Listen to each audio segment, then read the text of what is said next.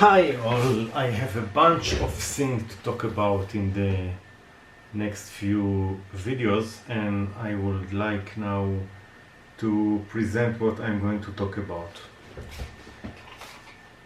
So first thing is the Sonoff, but this is not the regular Sonoff. This is an RF Sonoff which looks exactly like the regular Sonoff, but it's include an RF which doesn't come with it, and you learn it how to turn on and off, not just regular with the application but also with the RF remote. This is the first thing.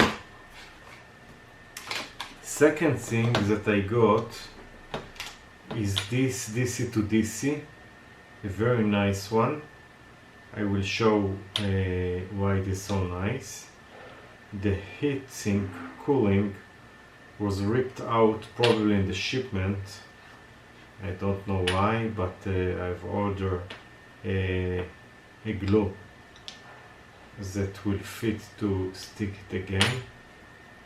What is nice about this DC to DC that you have a readout of the voltage in and voltage out, and there are few mystery things about it, and I will show you when I will get to it. Next but not last is this board.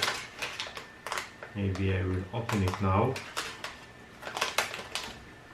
What is special about this board? Something very interesting. This is a lithium balancer, but it's a new kind of balancing system, which is not by reducing the current by resistor to discharge the battery, but it is something that much more clever. You take the battery with the highest voltage, and from there you split the current to the other batteries, which is why it is called active balancer. So this is a very important and nice thing. Even if you have a BMS, you probably want to use this one because it is much more accurate and much more effective, and you don't lose energy while transferring current from cell to cell. Next thing, which took me quite a lot of time, is this fingerprint. What is nice about this fingerprint sensor is that it has its internal memory up to 128 fingerprints. So it is good for many peoples. But what is wrong with it is that it came with many wires, and all the datasheet and things that I found on the internet was incorrect to the color, and also, let's say, to common sense. For example, the red and the black are not the voltage.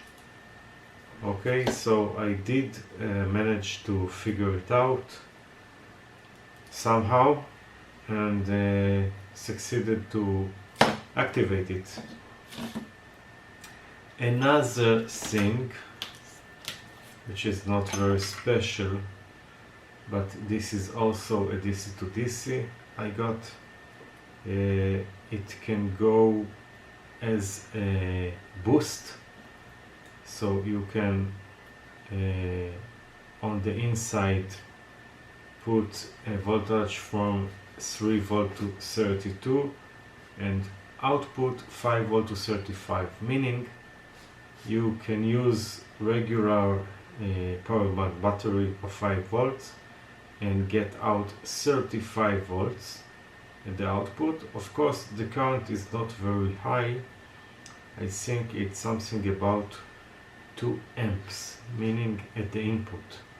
So meaning if you have 10 watts, if you use 5 volt 2 amps, so the output of 35 volt will be with a low current, will be 117, 1 divided by 7, sorry, from the input current. So it will be less than 200 milliamps. Let's see. Need to calculate, but between 200 and 300 milliamps.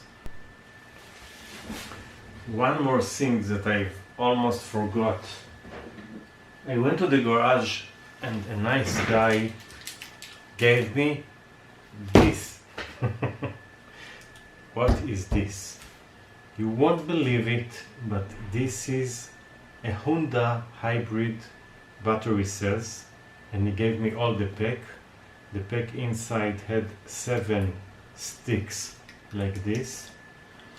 But what is the most amazing thing that I found out is that these cells in Honda Civic are not lithium. These are regular nickel metal hydride batteries, meaning that you can maybe consume a lot of power. As I found, it's something about 10 amps continuous. So if this pack had 7 sticks, and I guess they're not in parallel, I think it's all in serial, so you can consume 10 amps, and this pack is about let's say 14 volts when it is fully charged. So you come something a little above 100 volt and 10 amps, so you have 1000 watt of power. This is for the Honda hybrid car.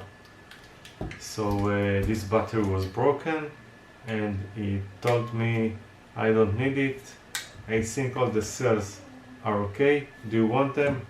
So of course I said, hey, sure, give it to me.